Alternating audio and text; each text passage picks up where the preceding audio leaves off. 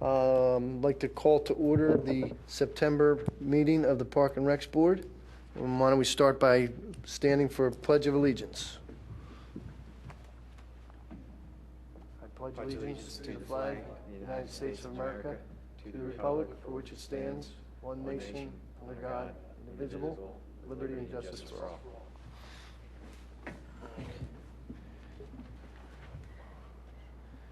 Okay. Is there a motion to approve the minutes from our July meeting? So moved. Second.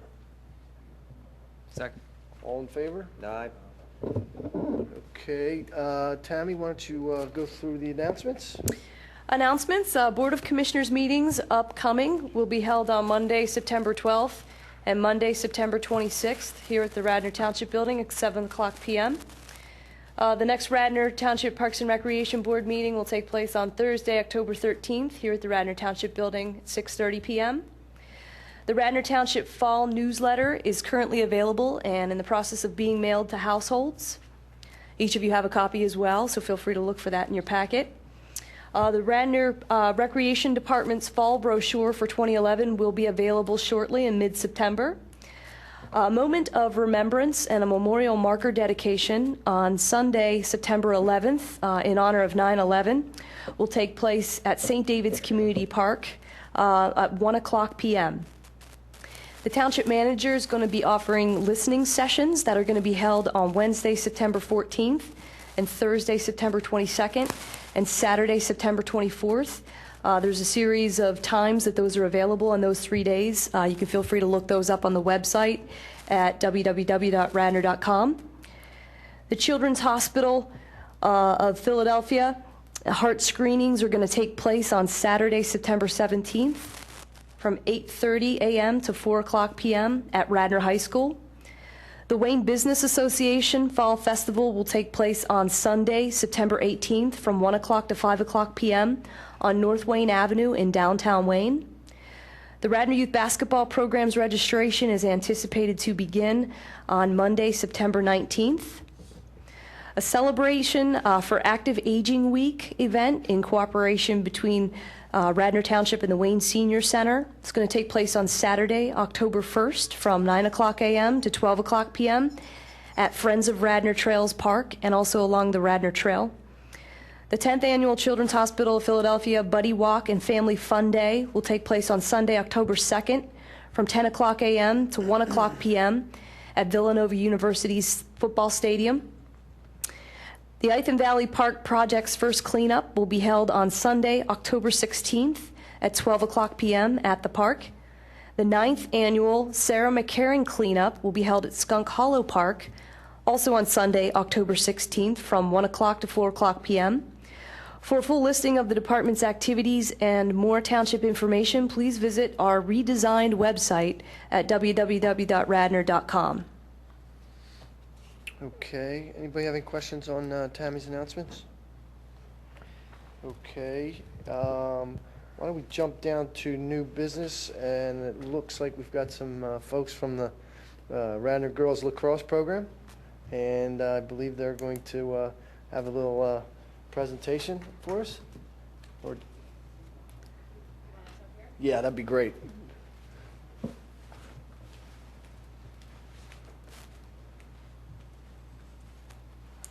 How are you? Great. I'm Chrissy Massimino, And Kim Richter. and we're currently taking over the program from Jay Jr., who used to run the Radnor Girls Youth Lacrosse Program. He's going to continue to stay on our board, but we're going to be in charge of it. And it's basically the same program that we've run for the last, 15 years. I'm not quite sure how long it's been in place. From Gary Martin and John Geary, handed down to Jay, now to us. Basically, we have a program for 3rd, 4th, 5th, 6th, 7th, 8th girls in the township that want to play lacrosse. We usually the younger kids play just on Saturdays, and then the older kids play one weeknight, and then on a Saturday or Sunday, and have games. We utilize the turf fields as well as Dipmar, and we used the middle school fields last year because they were ready for us. We were able to use those fields.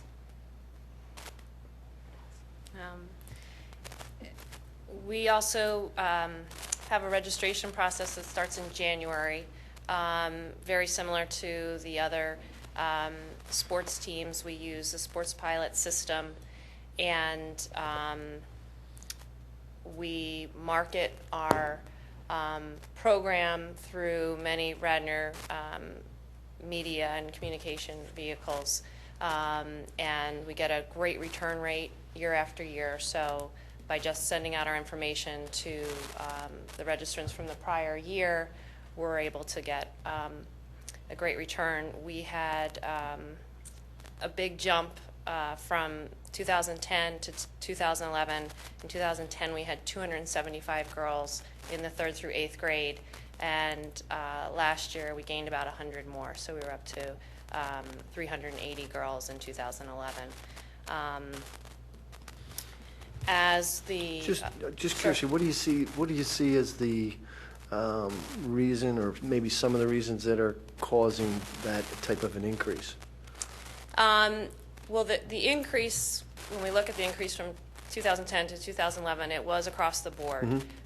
So we're getting, we're getting more kids at every age group to be interested and come out for the sport.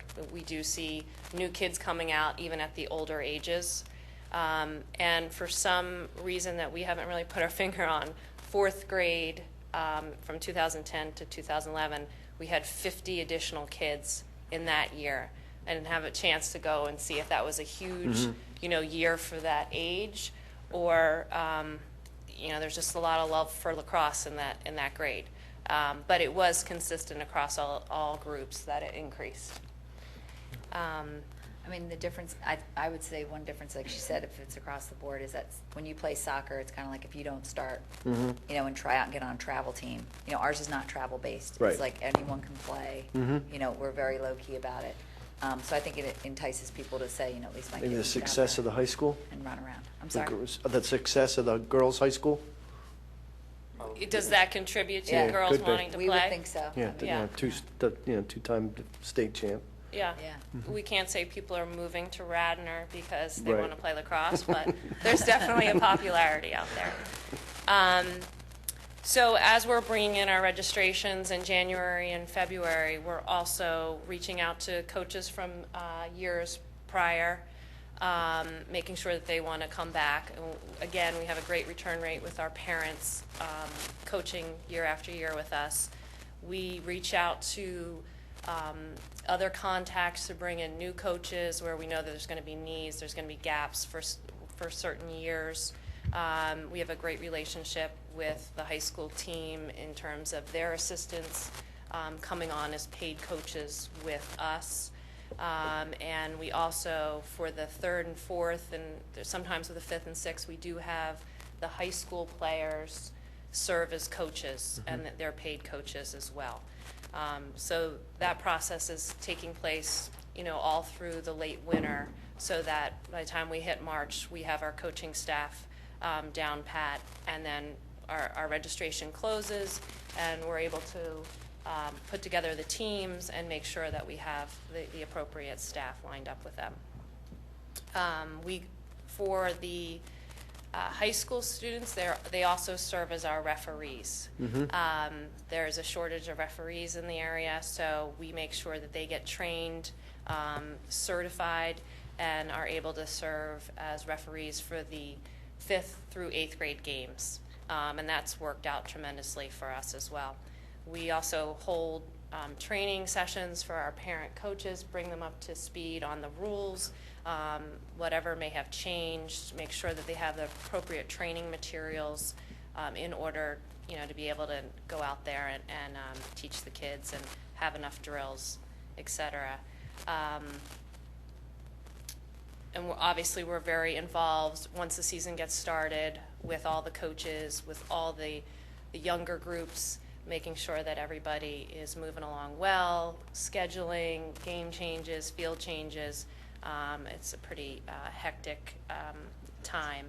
And then when the season ends, we try to wrap up with all the coaches, bring them together, find out from them, what went well, what needs to be changed. That's something that we've done in the last few years, and then we try to implement new things for the next season.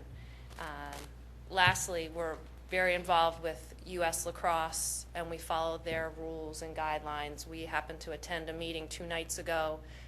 U.S. Lacrosse was here in the area and brought together various organizations from the Pennsylvania, southeastern Pennsylvania area to talk about their new youth rules that they're going to be putting out and standards. They haven't focused very much on the youth population. They've been very focused at the collegiate and high school level. And now they're going to have new rules which will make our lives a lot easier if all the townships in the area that we play against accept their rules. And when we go to play games, there's not the discrepancies that we've had in the past with various rules and standards. So that's something that we're really looking forward to bring us together with other townships. And then we also do try to get involved as much as we can in our free time, so to speak, with charitable organizations. We've had equipment drives in the past, have asked everybody within our lacrosse community to donate equipment primarily to the Philadelphia school system. And that's something I think as we grow, we would like to get more and more involved with. Lacrosse has been growing in the city of Philadelphia, and we'd like to work with U.S. Lacrosse and work with the people down in Philadelphia to really help bridge their needs and possibly even bring them into our playing arena as time goes by. Okay, great. That's about it. So you do play other teams other than just Radnor teams? We do. And it's not, there's no league, there's no formal league for the girls lacrosse. We just actually have a group of the townships that we normally deal with, and it's really the same people like ourselves that are running it. And so we all have a meeting night, we meet, we schedule games with each other, and then we go from there. They do the same thing with a lot of high schools, or some of them actually hire real refs. Is there really no league, or you just have chosen not to join a league? There's really no league. Oh, wow. We're in the process with the other southeastern Pennsylvania people to set up a league, because we thought it could be fun to have a league, and maybe when they get to 7th, 8th, you play in the final, playoffs, and you have Right. a championship. So you kind of work to that, all these years, and then you get to something, since they're used to it with all the competitiveness of other sports. There's quite a bit of resistance, though, in many of the other townships to create a league. They want to be different than soccer. So that's something we are always kind of up against is, lacrosse people want to have their own way and not be as formalized. And we're really on the side of let's be more formal, because that helps us with scheduling, that helps Right. us with rules. So we're hoping that the leagues do get established. Anybody else have any questions? Is the Scoop program going to be a part of the girls lacrosse program? Scoop is not part of Radnor Girls Lacrosse. Scoop Lacrosse is a program that I created with a partner 5 years ago to teach 1st and 2nd grade girls how to play the game. And it's in existence now throughout many areas. We have a big following in Radnor, and the girls that play Scoop in Radnor feed right into our Radnor Girls Lacrosse program, as well as the coaching staff. So I kind of wear multiple hats with that, but it's been a very beneficial relationship with Radnor Girls Lacrosse and for Scoop. Okay, thanks. I appreciate you guys coming. Thanks a Thanks. lot. Thank you. Yep, And thank our you very department will much. certainly look forward to working more closely with you over the years, especially as we evolve. Okay, looks like we've got our Eagle Scout presentation here, ready to go. Thank you. Dan McCone is here to give his Eagle Scout presentation. He's going to talk about replacing the Sawmill Bridge that unfortunately was recently destroyed by Hurricane Irene. Thank you, Dan, for coming tonight. Thank you very much for letting me come. As you all know, the bridge was wiped out by Hurricane Irene. It's in Sawmill Park. And I went over there and took measurements of some of the existing or remaining structure to the bridge, which was mainly these concrete panels, I believe. And foundations, not panels, sorry. And going along with the panels, I worked with a civil engineer who happened to be a friend of my father to those aren't right. To come up with a plan as to produce a bridge. Now, using glue lam support beams, which is going to be the main structure, which are easily strong enough to hold up to 700 pounds for a couple people crossing the bridge at the same time. Using glue lam beam support structure, it was planned that there would be 2 beams parallel to each other with a railing that is about 4 feet high, with paneling down below, as to not have young children be able to fall off. Deck boards were to be placed as to make it easier to traverse the bridge instead of a solid piece of perhaps wood. Deck boards are replaceable in case one rots. There would be cross bracings in between the bridge to also give stability. These wouldn't be the glue lam boards, largely due to price, but they would still hold in position and work as well as glue lam boards. Utilizing the existing foundations, it would be easy to mount and then anchor the glue lam boards or the support beams below the bridge to the ground so they wouldn't move as much.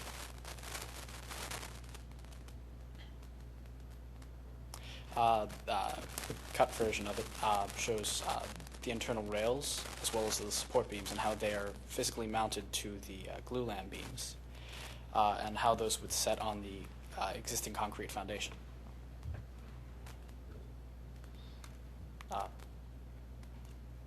Any questions so far? I'm sorry, what bridge is this? The one in Sawmill Park, the one that was washed out by Hurricane Irene. I haven't read the newspaper, I'm sorry. So which one is red? It's not the new one we put in, the aluminum one, is it? No, that, It's part of the path system. It's just as part you of the approach path. Sawmill Okay. Park.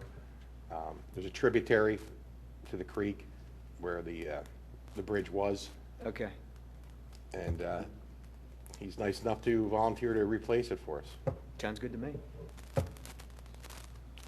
Any further questions? Just a question, I guess it goes more, and I applaud you for your efforts, it really is super. Where does the township stand with respect to liabilities when we have, a volunteer project such as this, and heaven forbid something would happen down the road? That's just a question I would have from the standpoint of legalities and whatnot. I can broach that with our solicitor.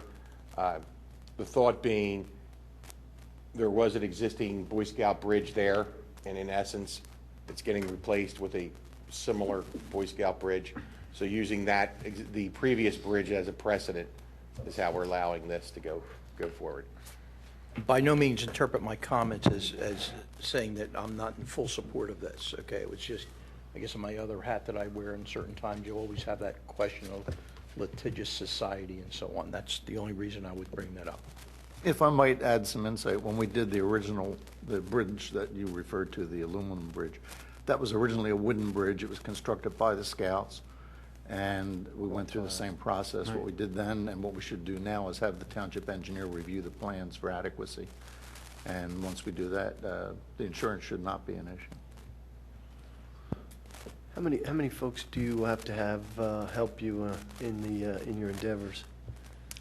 The Boy Scout cabin where Troop 284 meets isn't really that far from Okay. the work site, so I was planning on having quite a few troop members come help. Great. And how long do you think, do you anticipate the project taking?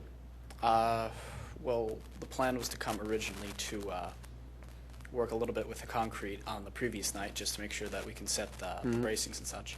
And then the next day, when the glue lam beams are delivered, to effectively complete the bridge in one day. With quite a bit of help and a lot of pre-planning, it's easy to do. Great. Super. All right, well, thank you very much. And Thank you. I'm sure you'll be in touch with Tammy and make sure we coordinate and schedule that appropriately. All right? Okay. Great, thank you. Thanks. Okay. Do you want to go to activity report or? Jim Riley's actually here. Oh, super. He's here to talk about the skinning of Emlyn Super. Tunnel, Ball Okay. Field A. All right, great. Jim?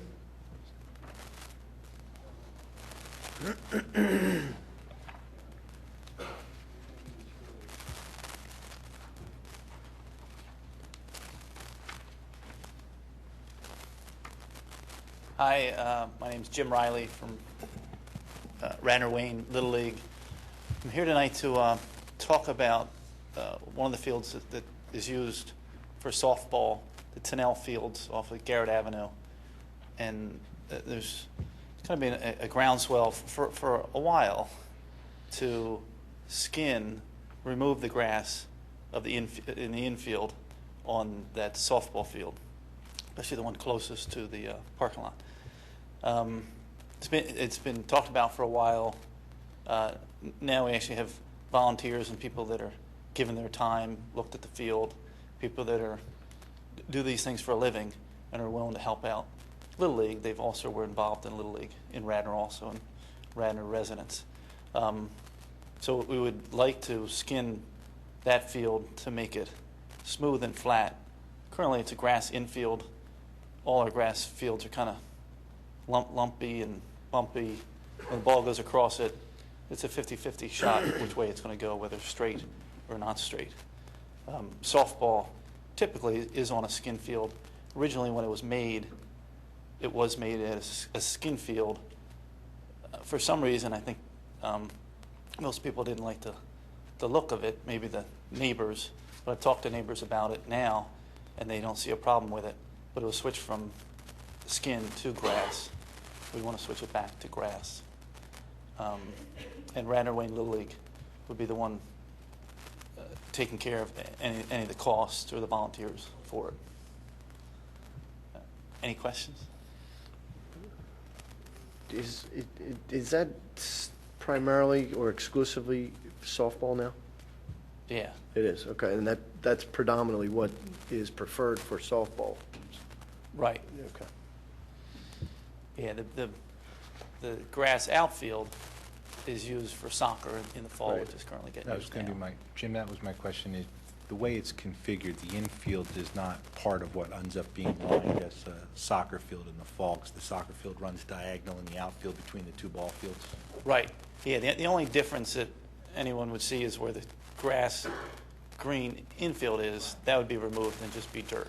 The edges, the outer part of the infield dirt that touches the outfield, that would be at the same spot. So by skinning it, there'd be no adverse impact to the other uses that other organized uses Tunnel Right, gets yeah. in for other sports, you know, whether it be soccer or otherwise, that need a full field that uses that diagonal field in the outfield. Yeah, we're not interfering with that at all.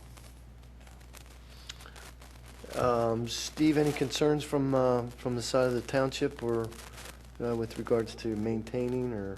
No, actually, when Tammy brought this up, we discussed it with staff at Public Works, and we were all for the idea, and actually in this fashion, that it be done in a turnkey manner, where, you know, a group came in and under, I would have one of our superintendents there just to make sure that it was done, you know, according to the proper standards. But actually, from a maintenance standpoint, it's easier for us to groom that infield than deal with the cutting of the grass and the edging of the baselines all the time. So we were definitely for it. Okay. Does it require rolling as maintenance? They'll roll it when they build it as they fill in, but from our standpoint, we just use pretty much our groomer, which will either broom it or etch it, but we don't roll it. I've had experience with these fields before. It's usually a very good thing. What about, does the school board need to be involved in this? Isn't that a school board field or a school township school field, school district The field? school district has leased that property to the township, so it's really The township can do what they want with it. Yeah, it's a leased property.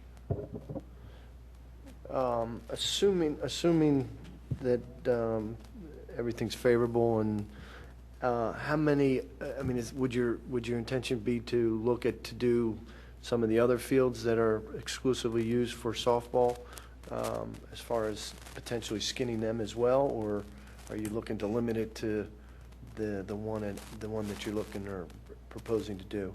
Yeah, the one that we call this Field A. Right. There's Field B at the same site. I mean, that would be the most logical for that one. But we kind of want to do this one first and see how it goes. The other fields that we use for Little League are used both for baseball and softball, so they would stay the same. Okay. Okay. Anybody else have any other thoughts? Anybody have any objections to going forward or moving forward to allow the, okay. Do we need to make a motion, or? Does it have to go before the board or something, or Board of Commissioners? Okay. I guess what I would just ask that you coordinate with Steve and his crew, and make sure that everything's in order on his end, and I would say that this board doesn't see a problem or see any issues with that. Something else to consider is in the future with budgets, continuing budget problems, one of the things with a skin field, it would be much easier for the leagues themselves to maintain. And I know that sometimes field grooming can be a point of contention between the teams and the township. Something to just keep in the back of your mind. So that's the softball. Yeah, we'd like to skin that. Okay. Yep. I have another topic related Sure. to it. And the softball fields we were just talking about was Tenell is the main ones for girls softball for Radnor Wayne Little League. And Radnor Wayne Little League softball, the numbers is about 400 kids that are playing softball. It's actually the largest Little League softball league, Little League in the entire nation. It's a lot of kids that play. On the baseball side, we actually have double the numbers. It's not the biggest, but it's one of the biggest in the nation. And the primary field for that is Enke Field. And I had 3 people come down and quote, fixing the infield grass on that one. And on a baseball field, the grass is there to kind of help slow down the baseball. It is the same issues with hops, bad hops. Field B is over 50% crabgrass currently. Field A has a valley that's 3 inches under the dirt path. I was trying to initially just try to top dress it to raise it up, but they said it's not worth it to go raise it 3 inches. You're better off just sodding the thing. So then we got quotes from 3 people to sod those fields. So that's something we'd also like to do. 2, Radnor Wayne Little League would pay for that, take care of that also. Okay. And that would just be the infield grass. Is that on both fields at Enke or just the one? Yeah, it ended up, we got quotes from both, and roughly like one was like a little more than $4,000 to sod one. We had a person come in who's a Radnor Wayne Little League, had kids in Radnor Wayne Little League. He played it. He's a landscaper who's licensed, and he agreed, which is Frank O'Sullivan, to do both fields for $4,000 total. What type of restrictions or limits, as far as time frame, would you anticipate needing to primarily close those fields or keep them off, I'm assuming, when you would go to sod them? Yeah, we would try to do it at the end of this fall baseball season, in say the end of, or in November, and then after they do it, which they would do it in a couple of days, then the kids would have to stay off it for 3 weeks, but it'd be past the season and going into the winter. So then it would have the winter to go through and then come back in the spring. Anybody, any thoughts, any questions, concerns? I mean, I would certainly want you to, I think we would definitely want you to be in touch with Steve and his folks. I think, I guess there's always the risk that the sod may or may not take, and obviously that would become potentially an issue come the springtime. So I think we would certainly want to stay close to that and monitoring that, and probably staying off it longer than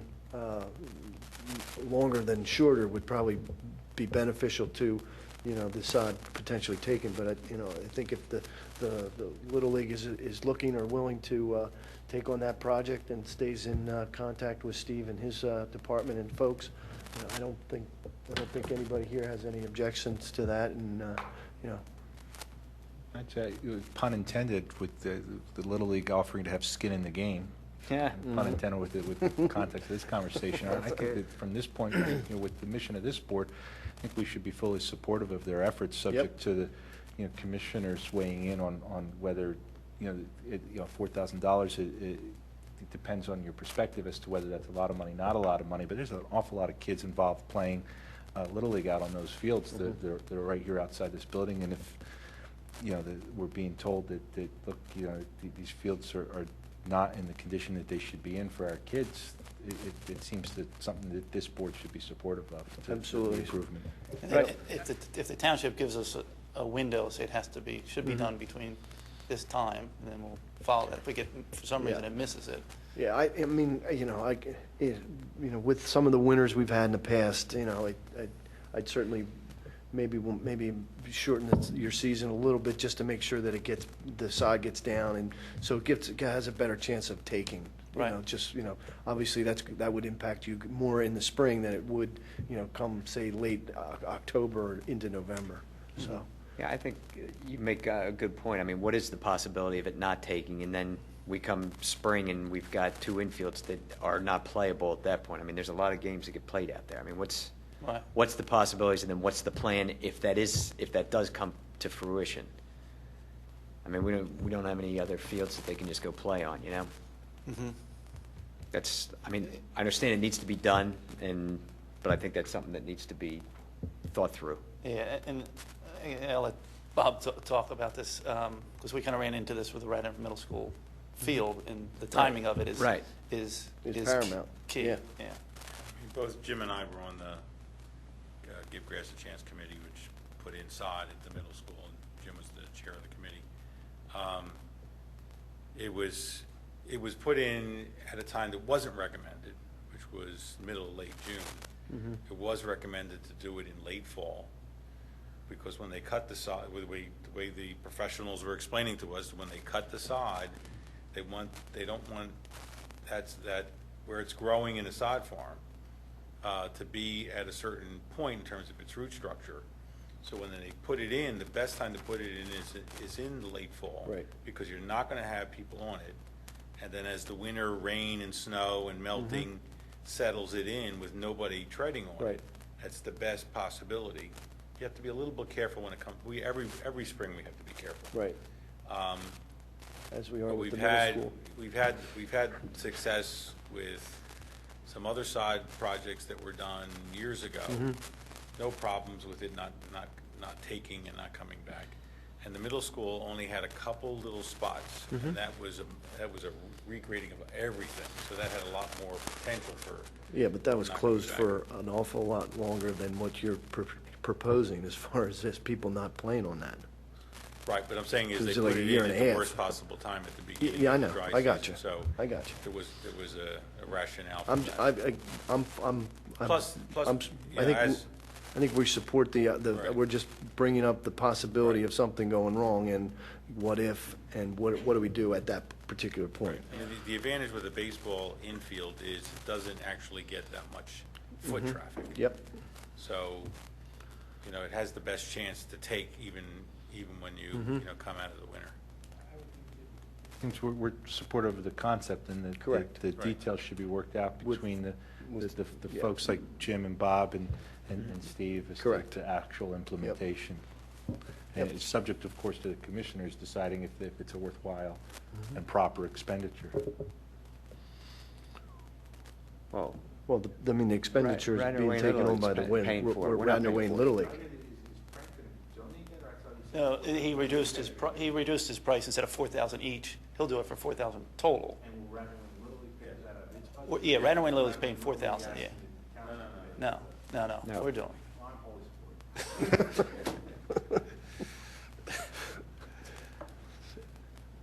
Any other questions? anything you want? We've just said yes so far. Come on, bring something else. You might as well. You're on a roll. I'll stop it. I'll stop at those two. All right. All right. All right, thank you. Thank you. Jim. Thank you, Bob. Okay. Public comment? Is this just open public comment? Not yet. Oh, not yet. Not yet. Sorry. I meant on the baseball. Why don't we go to the activities report? The activities report for July and August, the Parks and Recreation Department's summer season has come to a close and has went very well. Our department successfully provided an array of specialty and day camps, programs, and activities. They took place at various parks and facilities throughout the township for residents and residents of all ages and abilities. We also delivered our annual summer concert series and trips to the Philadelphia Phillies and the U.S. Open Tennis Championships. Radnor Day Camp was once again a big success at Radnor High School with 227 campers ages 5 to 15. Highlights of the camp this summer included a presentation of Mary Poppins that was actually relocated successfully to Radnor Middle School. We also had the annual Camp Carnival, our annual art show. Additional endeavors that were very successful included participation by the staff in weekly challenges and creating activities for campers, the annual Camp Olympics, scavenger hunts, a camp commercial that we developed, as well as a redesign of our weekly publication that goes out to the parents. Summer Tot Lot was a success at Ithan Elementary School for 38 campers in the first session and 51 campers in the second session. Those are for ages 3 to 5. Major events included a Tot Lot Carnival and an end of the camp celebration and picnic that took place at Fenimore Woods Park. I'd like to give a special thank you to all of the Radnor Day Camp, Summer Tot Lot, and camp employees for their dedication and hard work this summer at all of the corresponding sites. I also worked very closely at the conclusion of camp with the senior level staff to plan for next year by developing some new projects that will include a leader in training program, a camp open house and registration night, changes to the organization of staff, and also some new weekly trips, visitors, and event ideas. My sincerest gratitude is also in order for the many members that we worked with the Radnor School District. This includes the administrative and operations departments who assisted us with facility coordination and logistics throughout the summer, the pupil services department regarding special needs campers and their associated support staff within the camp, as well as the dynamics of the extended school year program that overlaps with the day camp program, and of course the transportation department who we worked with on a daily basis to coordinate our weekly trips and communicate the dynamics of daily transportation to and from camp. Our department has been in the process of managing a lot of feedback that we gained from the summer programs from parents, staff, and campers in an effort to improve for 2012. Overall, the feedback that we gained was very constructive and indicated that the staff members were great, trips and visitors were of a good variety, and parents were very well informed each week through the weekly newsletters, and that camp was still a good value for the price that they paid. The Radnor Summer Concert Series was also received with great success, and this year we were proud to feature 5 new entertainers throughout the summer. It took place over 7 evenings and 7 locations, running from late June to early August. We would like to thank our generous monetary donors, TD Bank and Pico Energy, along with our in-kind contributors, Wawa, Wegmans, the Carroll Axelrod Memorial Blood Drive, and Sela Heating and Air Conditioning. Estimated attendance for the concert series this summer was 1,225 and is actually down by about 550 participants. This was largely due to inclement weather, which consisted of both extensive rain and heat. Sponsorships that were received for the series covered all of the direct expenses for the series, such as the entertainment, the ASCAP fees, portable toilets, and the part-time staff that were coordinated to work each of the events. We also want to thank the Public Works Department and the Parks crew specifically for all of their efforts this summer. They helped us move equipment all summer long to various sites and each week for the concert series by moving tables and chairs. I know they also worked hard recently, of course, with the efforts put forth during Hurricane Irene, so I want to give a special thank you to them. The Recreation Department is right now currently planning for fall and early winter 2011. We've been working on a new event in cooperation with the Wayne Senior Center. It's Wayne Senior Center, titled Active Aging Week Celebration. That'll take place on Saturday, October 1st. The event will hub a fun and fitness expo at Friends of Radnor Trails Park that will feature sample sessions on mini yoga, tai chi, fitness, and line dancing classes, and also an opportunity to talk one-on-one with the Wayne Senior Center's fitness trainer. Guest speakers for the event will include Radnor's own Willow Carey, who is one of the foremost experts on active aging in the area, and Senator Dalen Leach. This event is for all ages, and we encourage you to take an opportunity to enjoy us and also enjoy a wellness walk that day along the Radnor Trail. Our department is also planning a new safe Halloween trick-or-treat day for the community that will take place at the Radnor Township Building on Friday, October 28th during normal business hours from 8 a.m. to 4 p.m. for ages 5 and under. Children and families will be invited to visit and trick-or-treat throughout the building's several departments here at the Township Building. Children must come dressed in a costume to participate and must be accompanied by an adult. This is an exciting opportunity for the young children to experience Halloween during the light hours, as well as meet the many staff members of Radnor Township. The 34th Annual Penn Medicine Radnor Run will take place on Sunday, October 30th. This major event is a 5-mile certified run, 1-mile fun run and walk that starts and finishes at the Radnor Township Building and benefits the American Lung Association. We are working with the American Lung Association very closely to prepare for the run and also coordinating with the Radnor Police Department, the Public Works Department, and the Fire Department regarding logistics and safety for the race day. We're in the process of finalizing our Fall 2011 Recreation Activities brochure that will be distributed to offices at each of the schools, the Radnor Memorial Library, local post offices, area banks, and other businesses throughout the township, as well as through electronic mail and posted on our website.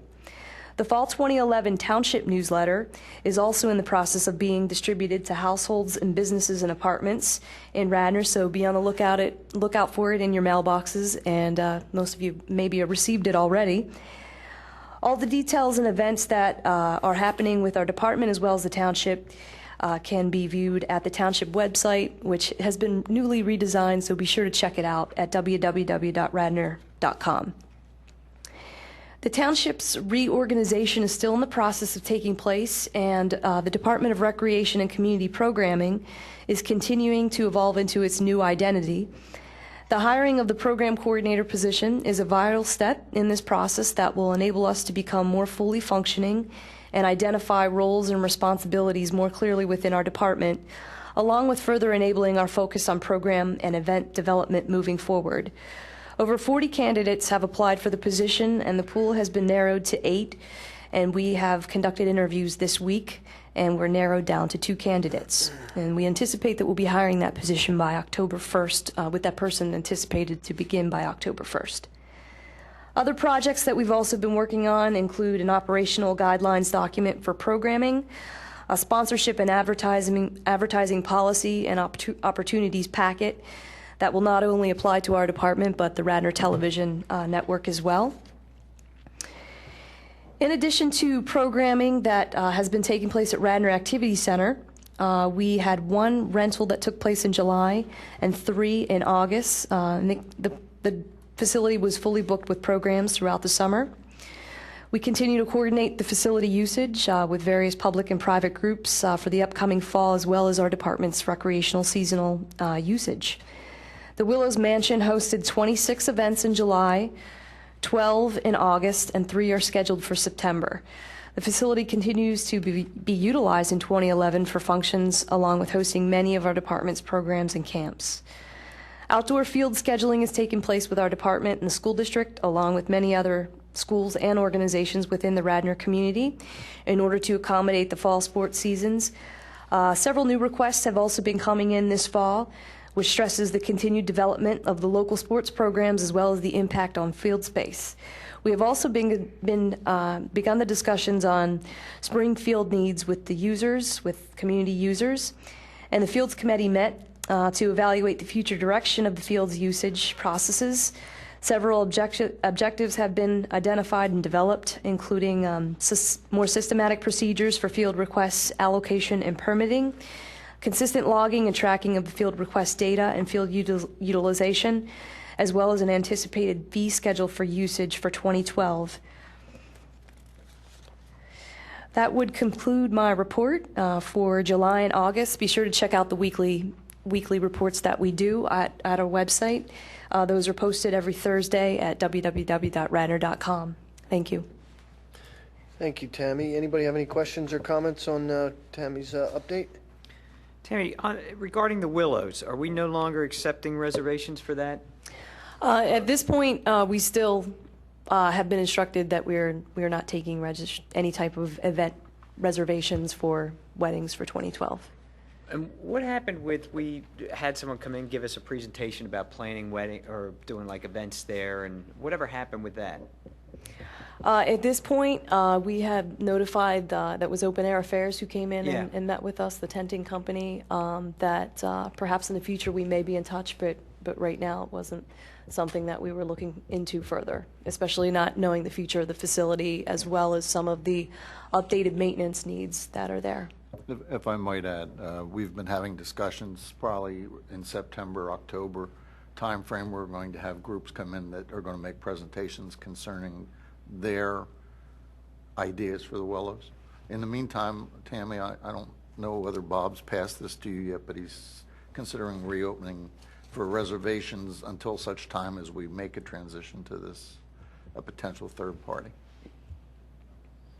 And also in the budget that we're going to be seeing soon, there's a fairly sizable capital outlay for all our facilities.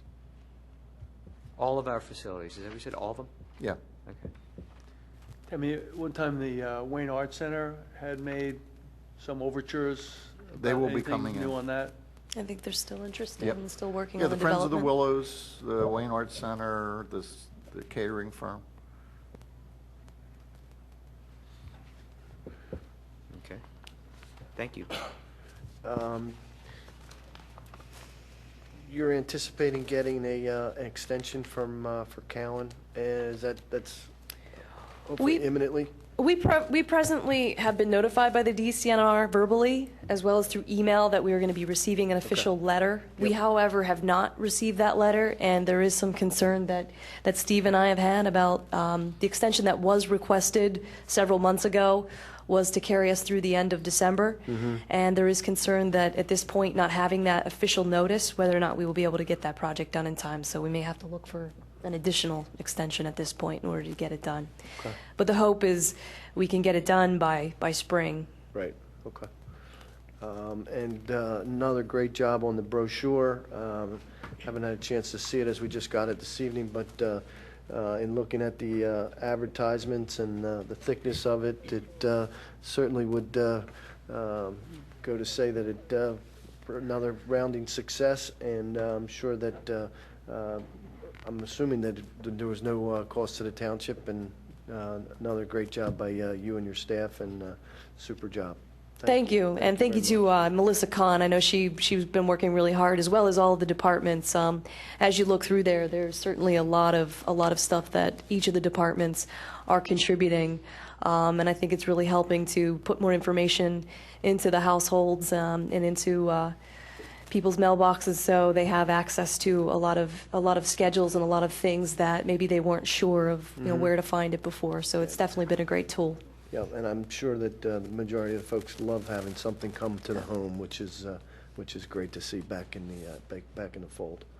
And we're also at this point we're anticipating that there will be a pre-winter newsletter that will go out great. as well, that we've already started to work on. That's super. So perhaps by Thanksgiving that may be out. Super, great. Anybody else? Do we have a shade tree report?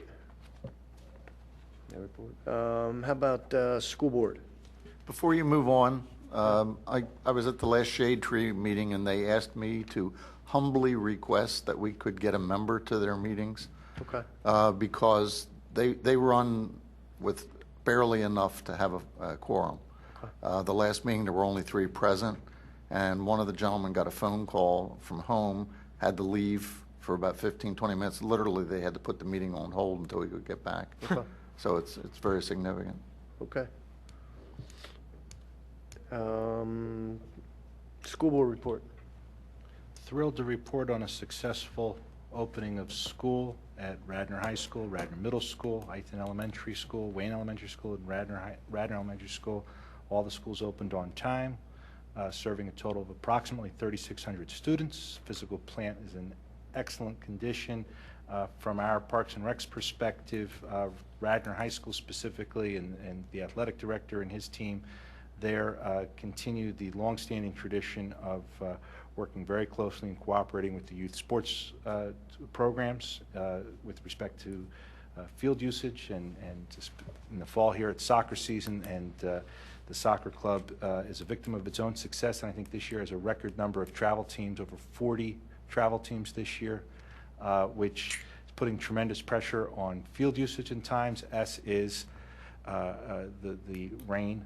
And I believe tonight all the soccer club teams are trying to squeeze practices into slots on Prevost Field, at the turfed football field, and Enke Field, the turf multi-purpose soccer lacrosse field. I think they're running like 8 teams at a time in 2 slots from 6 to 7:30 and 7:30 to 9 under lights on turf field to get all these kids some touches on the balls. And that's just an example of the tremendous cooperation that goes on between the high school and its facilities and the youth sports programs.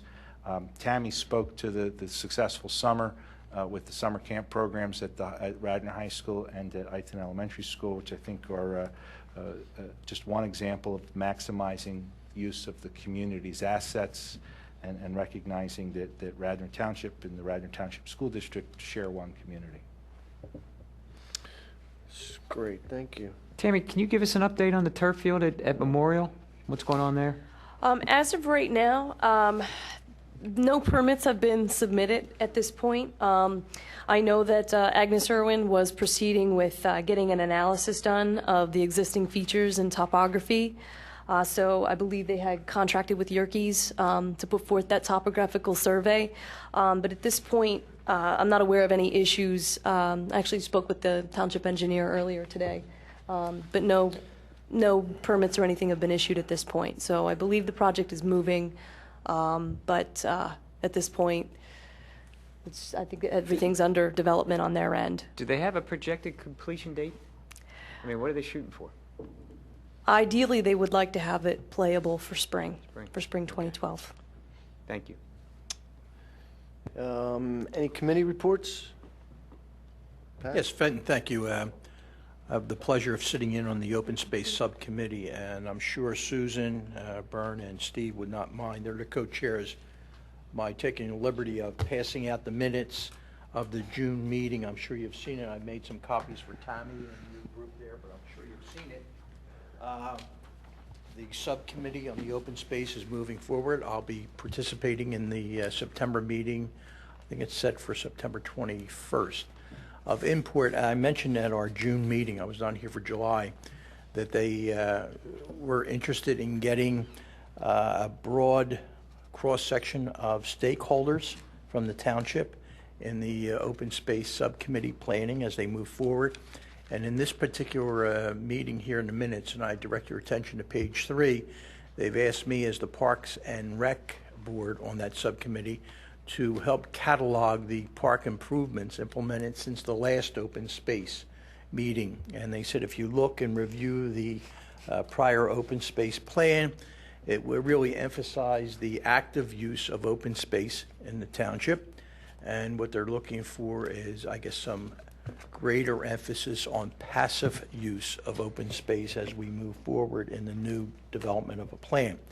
So I would ask Tammy and her department to kind of help me get together with some information that I can bring back to the subcommittee on the improvements that were implemented since the last open space plan and where we stand right now with that. So I will continue, if that's your pleasure, want me to participate in it, I will continue doing that and great. keeping the Parks and Rec Board up to date on what's happening there. Great. Again, it's in the process right now of really mobilizing. They did receive a grant to move forward with, and the township commissioners are aware of that, getting a request for proposal for getting some outside help in developing that. Great, Okay. thank you, Pat. You're welcome. touching on committee reports, we had a Fields Committee call back in early July, and with the summer, we've kind of not had a chance to get together. I think what I want to try and do is reach out to Mike Glynn and see if we can pull that committee together and try and get moving on some of the items that we want to try and pull together with regards to the field and scheduling and some of the things that we're looking at within that committee. Any EAC update? Yes, Fenton, I had the pleasure of representing our Parks and Rec Board at the July meeting of the EAC. It was interesting to see the work of that committee in raising awareness of community environmental concerns. And it's interesting, John, that you mentioned in the upcoming budget, they're talking about major investments in capital programs here. And the EAC committee had made a comment after I gave them a report of what we were doing, that we keep them informed and try to take their feelings and attitudes towards the improvements that we're making at facilities and making sure that they're energy aware and environmentally constructive. So that's what they've asked us to consider here as members of the Park and Rec Board. Okay? Great, thank you. Anything further from Commissioner's update? As you know, the stormwater management study was released and it's available on the website. I would think you folks would want to look at it, not just if you have issues with stormwater in your own neighborhood, but it does recommend using some of our fields as impoundments, for example. Nothing's finalized, of course, it's a recommendation, but I think Parks Board needs to be aware of that. As I mentioned, we're looking at several hundreds of thousands of dollars in capital improvements. We've got a letter of understanding with Mainline School Night for Kreuzberg that they're doing a lot of work there right now to bring it up to code, and the township will do the installation of the fire suppression system. And we're working out a long-term arrangement with them. Our solicitor's working on that. For the Willows, I'm not exactly sure what the work is, but there's some work we need to do there, regardless of, if we do turn it over to a third party, there's still some work we want to do. Mm-hmm. The Willows Cottage, of course, the exterior needs to be repainted. And Sulpizio, we all know there's a considerable need there. So this was the result of the manager and the new finance director working very hard, looking at our funding sources and recognizing, I'm sure you all heard the story about using long-term funds for short-term projects. And by realigning those things and getting out of that mode, we did have some money from a long-term bond issue that is appropriate for capital projects. As I said, I'm very happy that we've been able to work the details out with Mainline School Night. That was, I was very concerned about that. Later, you're going to hear about some of the damage from the hurricane. I sent Fenton, I don't know if you shared with the other board members pictures of the metal bridge. McCarran's going to be in there this weekend, Tammy, or next weekend? October. Oh, is it October? Okay, because they need that bridge to facilitate their cleanup. Yeah, October 16th. Right, and the bridge looks pretty sound to me. I think it's just a matter of cutting that tree up and maybe welding a new bar on top. And we do need to understand that it's structurally sound. Steve, you're going to report on what's happening with the trail later? Mm-hmm. And that's about it. Okay. Can I just have a question? Yep. John, do you speak to if you know what fields are implicated in the stormwater management proposal? Off the top of my head, because I've read that, it was like 3 weeks ago when I read it, but it was South Devon, which is already a wetland, So that was one, and then there was Flipone. Cowan, I think, was one. Cowan also.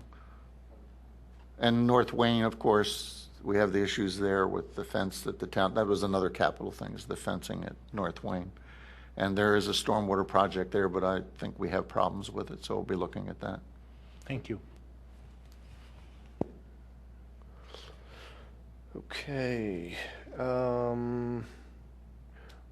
Well, first let's welcome Steve Norsini to his first Park and Rec Board meeting, and welcome to Radnor Township.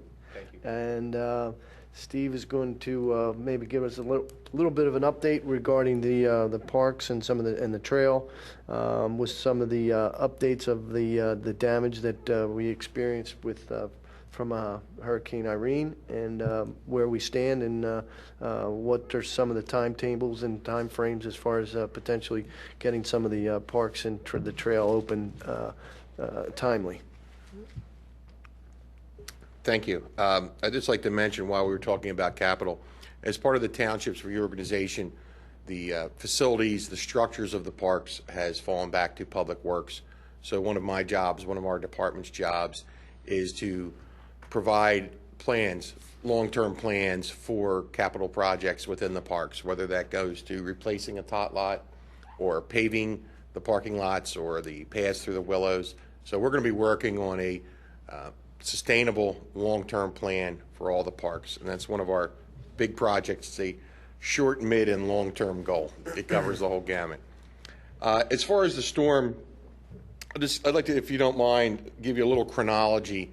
The storm was 2 weekends ago, so we were doing all our normal parks work up to that point. About 2 days before the storm, it was all hands in. Everybody, parks and everybody was in to help prepare for that.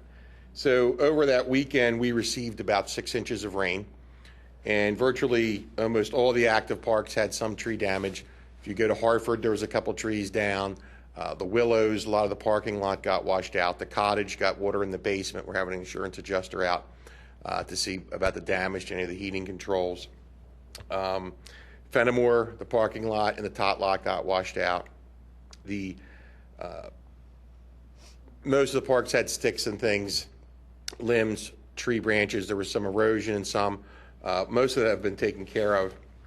We still have trees dropping even today, believe it or not, everywhere, parks and on the streets.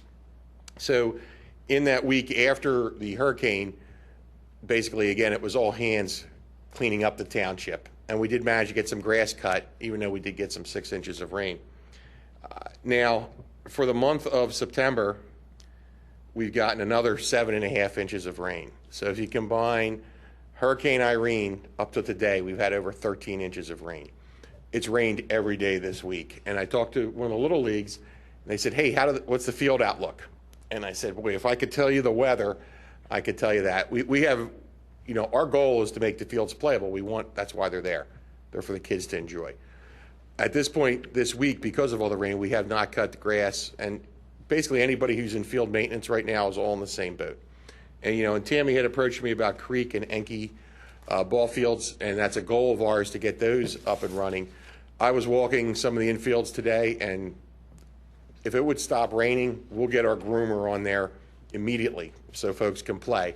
My feet were sinking, and some of the ball fields, they're just very wet, but are in reasonable shape that if they dried out, we could play them. Others have rivulets and some erosion from the rain, but as soon as things dry, our plan is to get them up.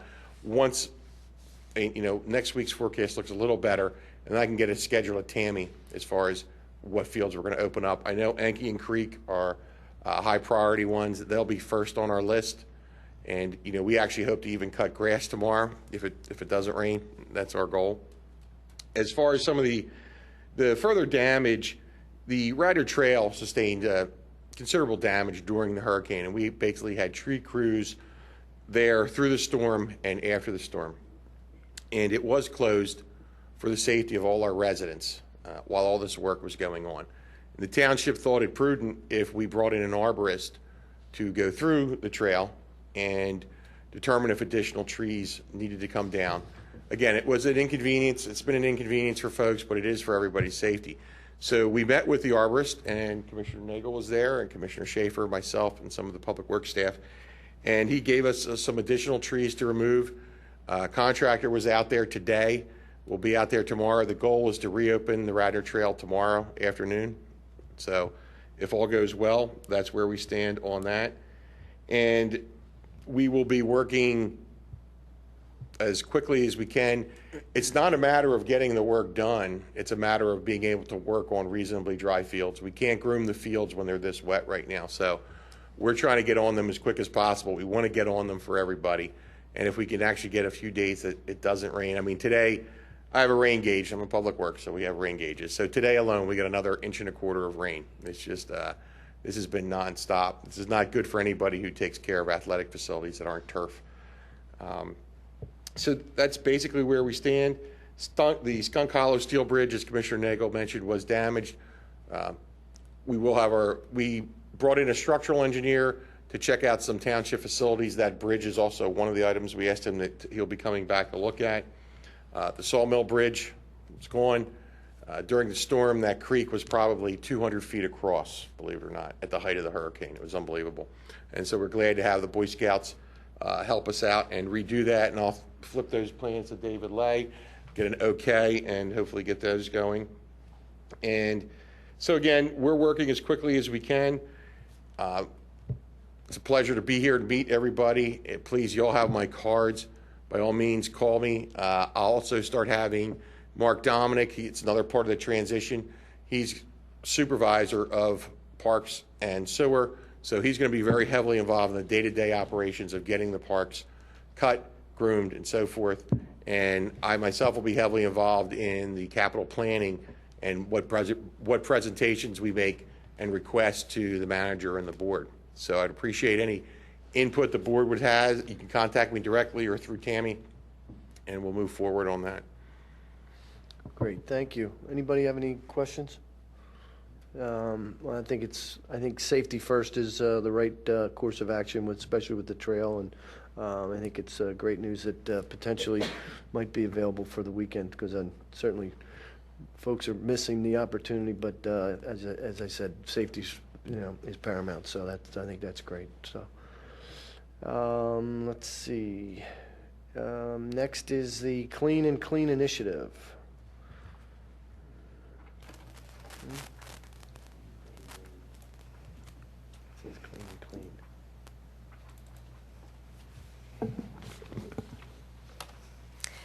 I wanted to take an opportunity to talk about a new initiative that has been put forth by the cooperation of a number of departments with the township. So not just the Recreation Department, but Public Works, the Police Department, our Finance Department, our IT Department. Everybody has had a hand in taking on the creation of Radnor's Clean and Green initiative. It's been begun in order to offer a community-wide effort geared towards keeping Radnor clean and green. And essentially, we are aimed at providing education and resources to provide everybody with ways and information on how they can improve the quality of life in Radnor by taking simple steps and reminding others to do the same. So things like creating and using your own compost, helping to stop stormwater damage, rethinking products that you use outdoors, recycling, essentially. A lot of folks don't take an opportunity to actually recycle or take the time that's needed to recycle. Keeping your property litter-free, or the front of your property that might not belong to you but is nearby, keep it litter-free. Carrying a water bottle that's something that you can reuse versus something that you could just toss away and use a new one. So what we have done is we have taken this opportunity to put this initiative together to create some programs that folks within the Radnor community can participate in as well as give them sort of a little bit of independence if they'd like to start their own activities or start their own different types of programs, be it a park cleanup or some other type of initiative that we could work with them on. So one of the first programs that actually the Public Works Department had been working on is a recycling day. Essentially, it's a drop-off day on Saturday, October 22nd from 10 a.m. to 2 p.m. at the Willows Mansion, basically near the parking lot area at the foot of the mansion. Folks can come and drop off their old televisions, their computer monitors, old computers, and it's an electronics recycling day, so they can be taken away, and folks can take that as an opportunity to clean out some stuff that maybe they've been looking to get rid of. And it also is a great opportunity for the community because they'll be disposed of course, in the right way versus just placed in the trash. On that same day, The Public Works Department is going to be available at Skunk Hollow Park, which is located just right up the road there from the Willows, from 10 a.m. to 2 p.m., so that if folks have yard waste they want to get rid of, like broken fences, broken gates, and things like that, they can take it and basically drop them off over there. So these are two upcoming activities that we've tried to plan for the community, and I've also been working with the community relations department at Eastern University to start some other new activities, as well as some other institutions in the township. So look for more to come, and be sure to educate yourself and learn more about what you can do at home and how you can continue to not only help Radnor but help the earth. Any questions? Are you going to, are the dates for the various drop-offs and so forth going to be all posted on the website or the scroll? They will be, yes. Okay. If they may have already been Okay, great. placed up there. Super. Because I know it's something that we've been gearing up for. The county also does a lot of other things as well. Delaware County has Okay. some upcoming days where they have drop-offs and cleanups, so we definitely want to urge folks to take advantage of those as well. In the township newsletter, we gave some information on household hazardous waste collection events. There's one that's going to happen on Thursday, September 15th at Rose Tree Park, and then another at Upper Chichester Township's municipal building on Saturday, October 15th.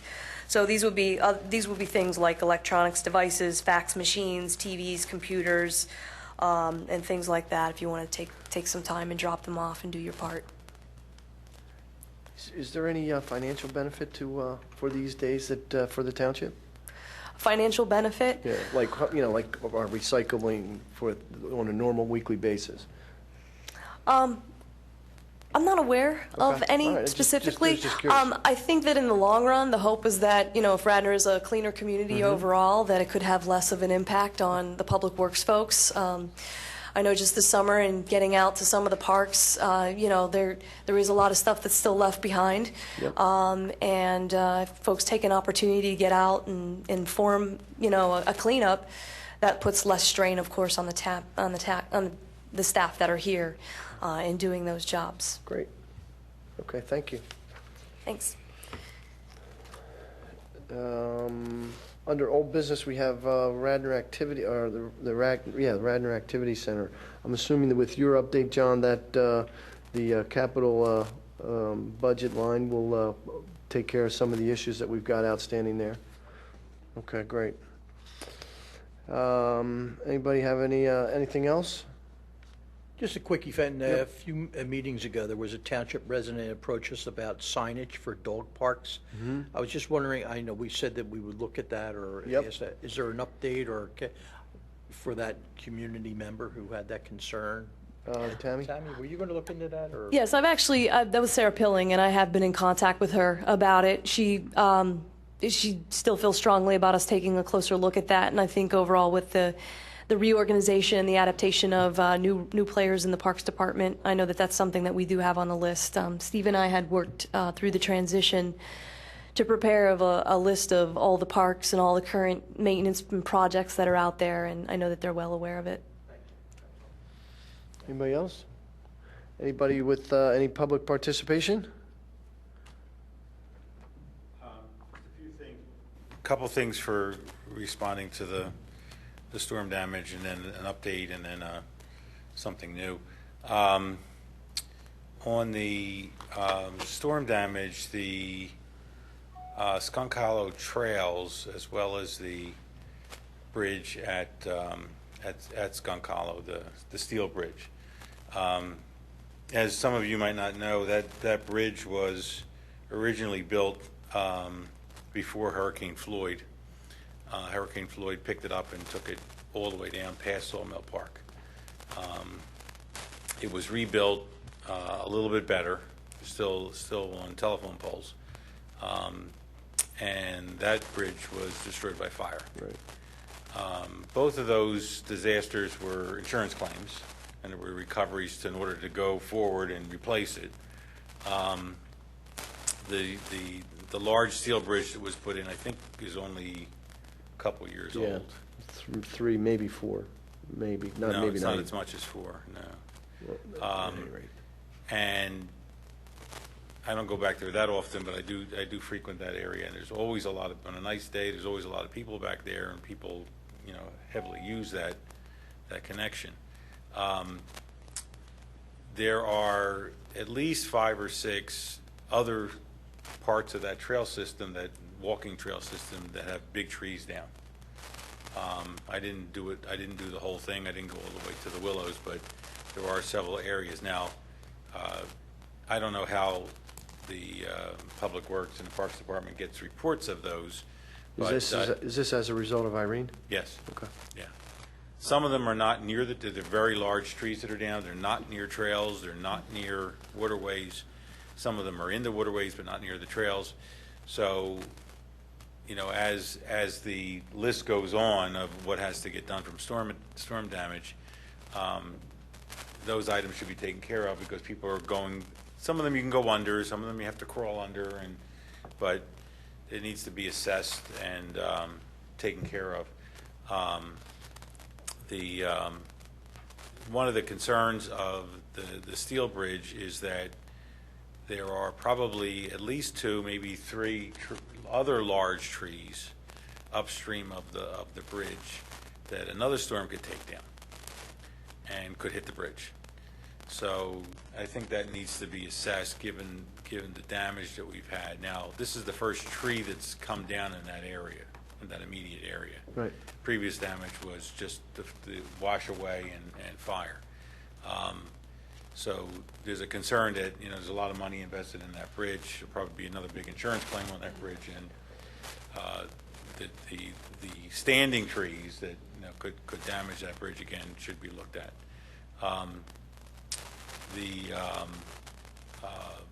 The Sawmill Bridge, the smaller wooden bridge that was a scout project as well. It is the remains of the bridge is about a quarter mile down the stream over the dam. I mean, it's jammed up against the dam. That's where the Hurricane Floyd had pushed the other bridge down. So that needs to be dealt with. There's a lot of debris. It's into the water, and it really needs to be dealt with. Last time they took out the debris, they had to bring in a backhoe from the farm, from the Droston farm, and come over the fields and get into that area in order to get the materials out, because it's on the other side of the water. So I wanted to give you, at least I had been back there, and give you that information. The other topic was to give you sort of an update on field usage. As Fenton mentioned, I was involved with at least part of the discussion on field utilization. For this fall, we now have up and running with access, and Leah now has direct access, and she's making changes to an online spreadsheet that has each field, who's at least assigned to that field.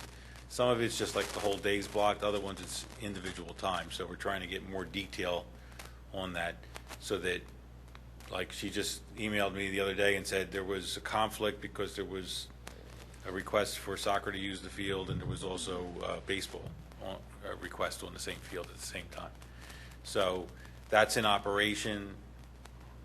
We're getting rainouts marked on that online spreadsheet, and so then it becomes the record of, at least a better record of what actually happened during the season. We did not have one of those in the spring last year, but hopefully we'll be able to create one. The soccer club, in allocating the fields, has been very conscious of what happened last year, and the wear that at least one of the Ditmar fields took from a very heavy intensive Overuse, use. yeah. So actions have been taken to move groups around. Unfortunately, this requires us to move soccer goals around, which we're trying to find a way to do, and to line the fields. But the 2 fields at Ditmar are this year purposely scheduled with a very light schedule. There'd be some weeks there'll be nobody on it, Now, we understand that in order to accommodate moving the heavy intensive use to another field, which is Warren Philippone Park, we had to ask one of the other users, St. Catherine's, to move their field hockey, and they moved their field hockey to Ditmar. So they'll be on it in the afternoons. The Ultimate Frisbee, with their needs, have also been moved to the other Ditmar fields for the afternoons. So this, at least the evening and weekend use has been reduced in our scheduling process. Most of the other grass fields have been also reduced, and some of it's the desires of the teams to have under the lights, field service that won't be canceled, and so it sort of works in combination. But we're still using the grass fields. We're just trying to spread out the usage. We also are going to use Memorial Field. If anything comes up and we need to vacate that, we have space at other fields to move those groups if something comes up with a development there. So I wanted to give you that update. The third thing I have, I just wanted to make you aware, I know I sent this to Fenton. I don't know if you sent it to the other members. Not yet. On behalf of the Radnor Athletic Association, we found out that there may be some changes in the agreement between the township and the school district that regarding the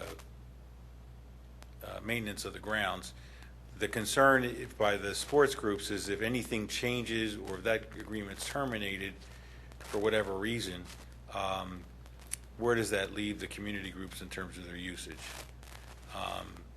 We're just completely in the dark in terms of the ramifications of what could happen, and we want to be involved in at least voicing our concerns if there is a decision being made that will have negative impacts on the sports groups. So that's the purpose of the letter. It went to all the board, the Parks Board. I went to the Board of Commissioners and the school board, and it went to the senior people in the administration of both organizations. And it went and to Fenton. Right. You could feel free to distribute it. It's basically just saying that we're concerned that we could be given an opportunity if the outcome's going to be adverse to our usages. Steve, John, either of you at liberty or willing or want to comment to what the discussions are going on, or what? I don't think we're really in a position to discuss it. Yeah, I was going to say, we're really not at liberty to talk about it. It's a legal matter that's being handled by our respective solicitors, and our solicitors are discussing it. On behalf of the school district believes the agreement is beneficial for all Radnor taxpayers, and the school district does not intend to terminate the agreement. Okay, thank you. All right, thank you. Any further public participation? Any further comments? Motion to adjourn? Second.